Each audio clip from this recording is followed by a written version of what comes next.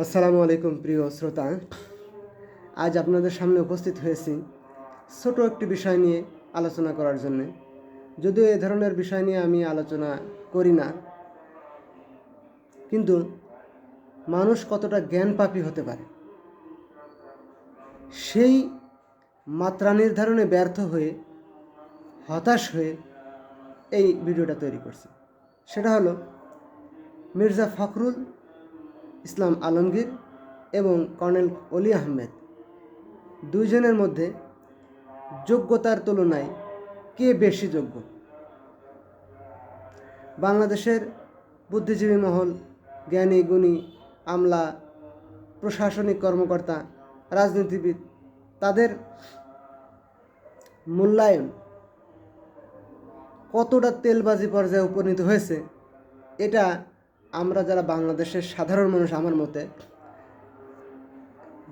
দেশ, জাতি, সমাজ নিয়ে চিন্তা করার সময় পায় না।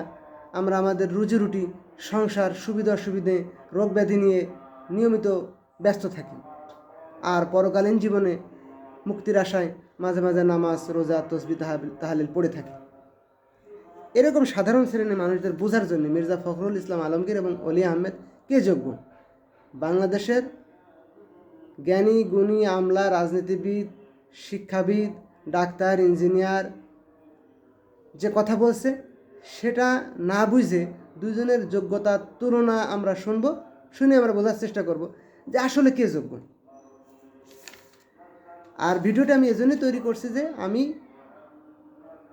একজন জ্ঞানী, যোগ্য, মেধাবী, আমলা, প্রশাসনিক কর্মকর্তা পেলাম না যে যথাযথ মূল্যায়ন করছে।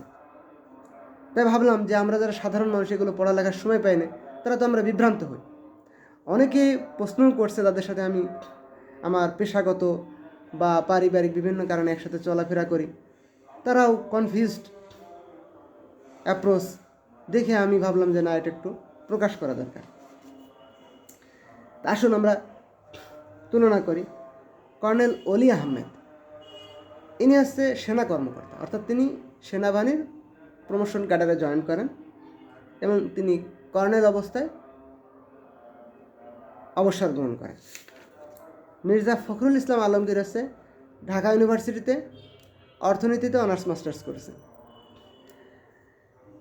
উনি সেই সময় অর্থনীতিতে অনার্স মাস্টার্স করেছে যে সময় অর্থনীতি কিছুটা ইতিহাসের মতো থিওরিক্যাল পড়া হতো। বর্তমান যেরকম অর্থনীতি গাণিতিকভাবে খুব হাইলি স্টাডি করা হয়, এরকম লেভেল ছিল না। সে সময় উনি অর্থনীতিতে অনার্স মাস্টার্স করেছেন। উনি বিসিএস ক্যাডার ছিলেন, শিক্ষা ক্যাডারে। উনি যখন অবসর নিয়েছেন, উনি অধ্যাপক ছিলেন বলে কেউ কেউ উল্লেখ করেছেন। তা উনি যদি অধ্যাপক হয়, তাহলে ওয়ারেন্ট অফ প্রেসিডেন্স, অর্থাৎ রাষ্ট্রীয় পদমর্যাদার ক্রম, যে কার স্তরে কে এর একটা ওয়ারেন্ট অফ প্রেসিডেন্স বলে। এই প্রেসিডেন্স অনুযায়ী অধ্যাপক এবং কর্নেলের মর্যাদা কী? তো ওয়ারেন্ট অফ প্রেসিডেন্স অনুযায়ী অধ্যাপক এবং প্রেসিডেন্সের মানে কর্নেল এবং অধ্যাপকের মর্যাদা হচ্ছে সমান, কিন্তু ক্যাপাসিটি ও ক্যাপাবিলিটি বা ক্ষমতা অনুযায়ী কর্নেলের ক্ষমতা অনেক উপরে থাকে, অনেক, মানে একজন অধ্যাপকের সাথে কর্নেলের তুলনা করা যাবে না। আপনাদের কয়েকটা উদাহরণ দিই। পৃথিবীতে 1950 সালের উপর 400-র উপরই সেনা অভ্যুত্থান হয়েছে। পৃথিবীর বিভিন্ন রাষ্ট্রে সেনাবাহিনী ক্ষমতা নিয়েছে। তার মধ্যে কয়েকটা উল্লেখ করছি। গ্রিসে 1967 থেকে 74 সাল পর্যন্ত ক্ষমতা গ্রহণ করে, যেটা সেনাবাহিনীর প্রমোশন পদের 4র্থ নম্বর পদ, মেজররা। আর কর্নেল অলি হচ্ছে কর্নেল, অর্থাৎ তিনি হচ্ছে 6ষ্ঠতম পদ, ঊর্ধ্বতম, মানে 6ষ্ঠতম বলতে কম না, মানে বেশি উপরের দিক থেকে। আপনি যদি মেজর দিক থেকে গোনেন তাহলে 5 নম্বর পদ, মানে উপরের দিক থেকে 5 নম্বর, আর নিচের দিক থেকে 6 নম্বর। আর অধ্যাপক মালিতে হয়েছে 2020 সালে। ইনিও মেজর ছিলেন। মাদাগাস্কারে মেজর ছিলেন। লিবিয়াতে কর্নেল গাদ্দাফি অর্থাৎ কর্নেল ছিলেন। নাইজেরিয়াতে যারা সেনা অভ্যুত্থান করে 1966 সালে, এনারা মেজর ছিলেন। মানে ওনারা অনেক নিচে র্যাঙ্কে, কর্নেল পদবীর 2 র্যাঙ্ক নিচে মেজর। এই মেজর দ্বারা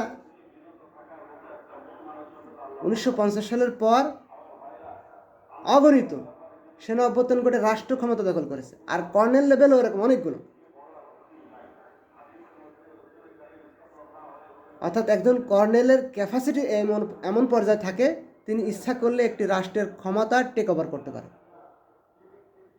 তিনি সরকার প্রধান হতে পারে। তার প্রশাসনিক ক্ষমতাটা এই পর্যায়ে থাকে। আর একজন অধ্যাপক সর্বোচ্চ এক জায়গা, তা উনি দাওয়াত পায় না। সব অধ্যাপক মানে সমাবেশে দাওয়াত পায় না, তার জ্ঞান ওই পর্যায়ে থাকে না। অধ্যাপকের জ্ঞান সাধারণত স্পেসিফিক একটা সাবজেক্ট পর্যায়ে থাকে।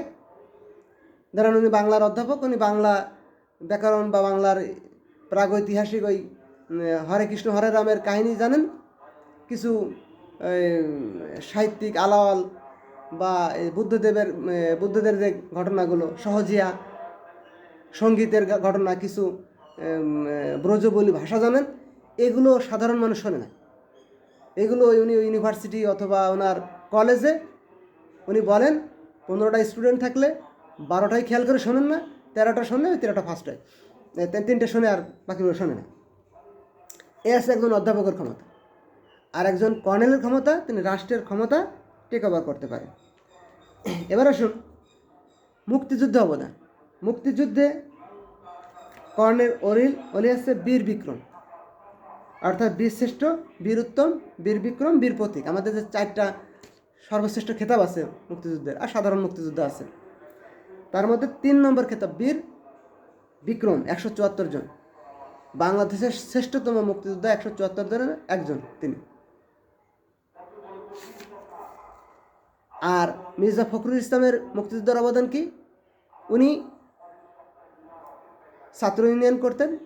মুক্তিযুদ্ধ বেঁধে গেলে 1 কোটি, কেউ বলে 2 কোটি ভারতে পালিয়ে গেছিল, যারা ভারতে বসে বসে রিলিফের খাবার খেত। আর কিছু ছিল অভিজাত শ্রেণী, যারা ভারতের মেকানিজম, রাষ্ট্রীয় মেকানিজমের সাথে চলাচলতি করতো, বিভিন্ন মেকানিজম তৈরি করত। মির্জা ফখরুল ইসলাম আলমগীর তিনি মুক্তিযুদ্ধের সময় দেশ থেকে পালিয়ে ভারতে চলে যান এবং তিনি বিহার এবং পশ্চিমবঙ্গে বিভিন্ন সময় অবস্থান করে। তিনি দাবি করেছেন যে তিনি মুক্তিযুদ্ধে অংশগ্রহণ করার জন্য মুক্তিযোদ্ধাদের কিছু ক্যাম্প কিছু সদস্যদের ট্রেনিং মেনিংও দিয়েছেন। তিনি আসলে আদৌতে কোনো ট্রেনিং জানেন কিনা, তিনি লেফট রাইট করতে জানেন কিনা, এটাও আমরা জানি না। তবে তিনি বলেন যে তিনি সংগঠিত করেছেন। তবে তাকে স্পেসিফিকভাবে যখন প্রশ্ন করা হয়েছে আপনি মুক্তিযুদ্ধে কেন আসেন নাই, কেন অংশগ্রহণ করেন না, তখন তিনি উত্তর দিয়েছেন যে আমি মুক্তিযুদ্ধে অংশগ্রহণ করতে পারিনি, কারণ আমি আওয়ামী লীগের বিরোধী পক্ষ, ছাত্র ইউনিয়নের সদস্য ছিলাম। এই কারণে ওই সময় মুক্তিযুদ্ধ যারা পরিচালনা করেছে আওয়ামী লীগ এবং ভারতীয় কর্তৃপক্ষ, এরা আমাকে মুক্তিযুদ্ধ হিসেবে অংশগ্রহণ করতে দেয় নাই। প্রিয় দর্শক, আপনাদের দৃষ্টি আকর্ষণ করছি, জামায়াত ইসলামী কিন্তু একই কথা বলে যে আমরা চাইলেও মুক্তিযুদ্ধে অংশগ্রহণ করতে পারতাম না। বরং ভারত এবং বাংলাদেশের মুক্তিযোদ্ধারা এমন একটা স্টাইলে চলছিল যে শুধু আওয়ামী লীগ ছাড়া, তাও পরীক্ষিত আওয়ামী লীগ ছাড়া কেউ মুক্তিযুদ্ধে অংশগ্রহণ করতে পারছিল না। কারণ মুক্তিযুদ্ধ তো একটা অজুহাত, এটা শুরু করা হবে, শেষ করবে তো ভারত। এবং ভারত এটাকে ম্যানিপুলেট করেছিল এমনভাবে যে এটা খুব ভালোভাবে উল্লেখ করেছে একে খন্দকার তার ঘরে বাইরে বইতে। এখানে একটা অধ্যায় আছে ওনার, মুজিব বাহিনী নামে একটা আরেকটা অভিজাত প্যারামিলিটারি ফোর্স গঠন করেছিল, যাদেরকে দিয়ে পরবর্তীতে রক্ষী বাহিনী গঠন করা হয়। যে তাজউদ্দিন আহমেদ যখন চুক্তি করে ভারতের সাথে যে বাংলাদেশ যদি স্বাধীন হয় তো আমরা শুধু প্রশাসনিক দায়িত্ব পালন করব, ভারতের সেনাবাহিনী আমাদের সেনাবাহিনী হবে। তো ভারত সেটা মেনে নিচ্ছিল, চুক্তি করেছিল, কিন্তু সন্দিহান ছিল যে এটা সম্ভব হবে কিনা। কোনো কারণে যদি সম্ভব না হয় তাহলে বাংলাদেশের ভিতরে আমাদের একটা স্পেশাল ফোর্স থাকতে হবে, যে ফোর্স আমাদেরই গোলামি করবে। তো ওনারা মুক্তিযুদ্ধে মানে আমাদের অন্যতম সংগঠক শেখ মুজিবুর রহমান, অবিসংবাদী নেতাও বলতে পারেন, যে তার নামে একটা বাহিনী গঠন করে 10,000 প্যারামিলিটারি ফোর্স। তারা নিয়মিত মুক্তিযোদ্ধাদের বিরুদ্ধে যুদ্ধে অংশগ্রহণ করেছিল অনেক জায়গায়। এই ঘটনাটা উল্লেখ করেছে একে খন্দকার, যার কারণে তিনি প্রেজেন্ট মুক্তিযোদ্ধা কমান্ড কাউন্সিলের প্রধান হওয়ার সত্ত্বেও শেখ হাসিনা তাকে রাজাকার অপবাদ দিয়ে তাকে বহিষ্কার করেছিল। মানে শেখ হাসিনার মন্ত্রী পরিষদে তিনি মুক্তিযোদ্ধা কমান্ড কাউন্সিলের প্রধান ছিলেন, প্রতিরক্ষা মন্ত্রী ছিলেন, তারপরও তাকে বহিষ্কার করা হয়েছিল রাজাকারের অপবাদে। কী কারণে? তিনি মুজিব বাহিনীর বিরুদ্ধে কথা বলেছেন। মুজিব বাহিনী কারা? রক্ষী বাহিনীর সদস্য হয়েছিলেন। রক্ষী বাহিনী কারা? যাদের সাথে সেনাবাহিনীর দ্বন্দ্বের কারণে সেনাবাহিনী শেখ মুজিবকে হত্যা করেছিল। ওই দ্বন্দ্বটা কিন্তু চলেছিল মুক্তিযুদ্ধের শুরু থেকে। মুক্তিযুদ্ধের দুটা গ্রুপ, নিয়মিত মুক্তি বাহিনী এবং মুজিব বাহিনী, তারা নিয়মিত দ্বন্দ্বে জড়িত হতো। আপনারা এটা অনেকগুলো বইতে পাবেন, তার ভিতরে একটা আছে একে খন্দকারের বই, খুব কয়েকটা 10-12টা পৃষ্ঠা, মুজিব বাহিনীর ফিরিস্তি। তাহলে জামাত ইসলাম যে বলে যে আমরা এই ভয়টাই পাচ্ছিলাম যে ভারত বাংলাদেশে ঢুকবে, এরকম ওরও ইতিহাস আছে। ভারত হায়দ্রাবাদ দখল করে নিয়েছে, কাশ্মীর দখল করে নিয়েছে, সিকিম দখল করেছে। সেখানে মুসলমানদের কী নিদারুণ অবস্থা, কী করুণ অবস্থা। মুসলমানরা নামাজ পড়তে পারে না, মসজিদ তৈরি করতে পারে না, কুরবানি দিতে পারে না, গরুর গোশত খাইতে পারে না। এই ভয়ে আমরা মুক্তিযোদ্ধার বিরোধিতা করি নাই, আমরা ভারত বাংলাদেশকে নিয়ে নেবে এই ভয়ে পাকিস্তানকে সমর্থন করেছি। প্রিয় দর্শক, যাই এগুলো আলাদা ফিরিস্তি, এটা অন্য এক সময় বলবো। তাহলে মুক্তিযুদ্ধে মির্জা ফখরুলের অবদান কি? যদি আপনি তার কথা মেনে নেন তাহলে জামাত ইসলামের কথা মেনে নিতে হবে, আর যদি তার কথা না মেনে নেন তাহলে এই কাপুরুষ তাগড়ায় জোয়ান, তিনি তখন তার বয়স ছিল 20 বছর। এই কাপুরুষ ভারতে বসে বসে হাদিয়া তোফা খেয়েছে, মুক্তিযুদ্ধে অংশগ্রহণ করেনি। সে এখন বীর মুক্তিযোদ্ধা কর্নেল অলি আহমেদের মোকাবেলায় রাষ্ট্রপতি নির্বাচনে অংশগ্রহণ করবে। আর বাংলাদেশের, আমি এই কারণে ভিডিওটি আপনাদের সামনে এসেছি, বাংলাদেশের জ্ঞানপাপী আমলা, মন্ত্রী, সেনা কর্মকর্তা, পুলিশ, বিজিবি, এক বাক্যে সবাই কালচারাল ফ্যাসিস্ট বলছে মির্জা ফখরুলের সাথে কর্নেল অলির তুলনাই হয় না।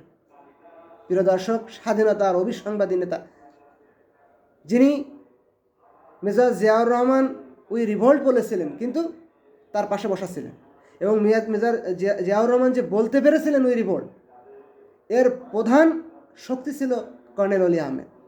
কর্নেল অলি আহমেদ বলেন যে জিয়াউর রহমান দূরে একটা দায়িত্বে ছিলেন, উনি আসার আগেই ক্যাম্পে যত পাকিস্তানি সেনা কর্মকর্তা ছিল আমি সবাইকে অ্যারেস্ট করে ফেলি, এবং উনি আসলে, উনি যেহেতু সিনিয়র ছিলেন, উনি আসলে এটা ঘোষণা করার, আমাদের বিদ্রোহ ঘোষণা করার একটা পরিবেশ আমি তৈরি করে দিই, ওনার পাশে বসে ওনাকে সাহস দিই, উনি ঘোষণা দেন। এই বীর মুক্তিযোদ্ধাকে আমাদের বাংলাদেশের জ্ঞানপাপী, কূপমণ্ডুক এরা বলছে যে মির্জা ফখরুল ইসলাম অনেক ঊর্ধ্বে তার যোগ্যতা। আসুন আরও বুঝি। সংসদ সদস্য কর্নেল অলি আহমেদ 6 বার সংসদ সদস্য হয়েছেন, 3 বার মন্ত্রী হয়েছেন, কেউ বলছেন 2 বার, একবার তিনি অল্প সময়ের জন্য মন্ত্রী হয়েছিলেন। 6 বার সংসদ সদস্য, 3 বার মন্ত্রী, একবারও ফেল করেন নাই। জনগণের কাছে কতটা প্রিয় একজন নেতা আপনারা জানেন। গত নির্বাচনে কারচুপির অভিযোগ আছে, 3 থেকে 4 ঘন্টা নির্বাচন ফলাফল বন্ধ রেখে ফলাফল ঘোষণা করা হয়েছে। অনেকে অবজেকশন করছেন বিভিন্ন রকমের, কিন্তু কর্নেল অলি আহমেদ এমন একজন ব্যক্তি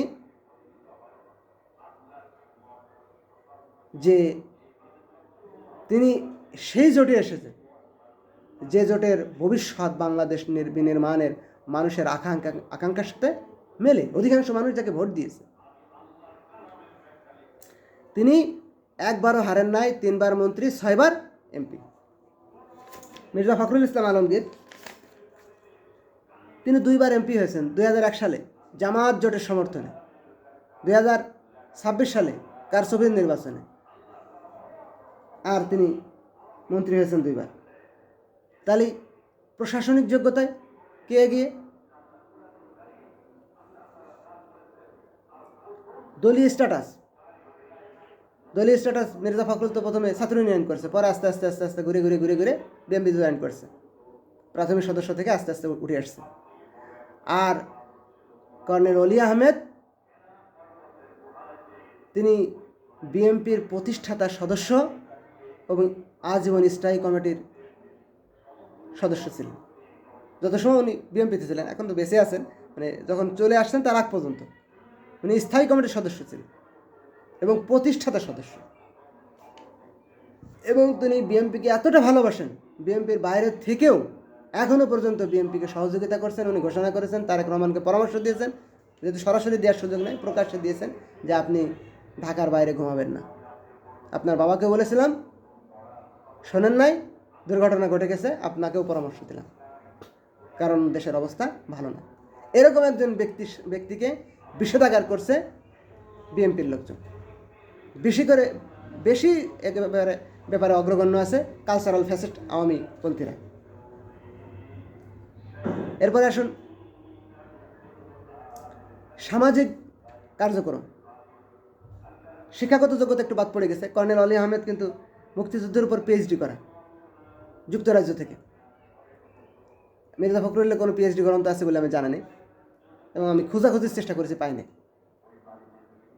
সামাজিক অবদান, কর্নেল অলি আহমেদের নামে 5 থেকে 6টা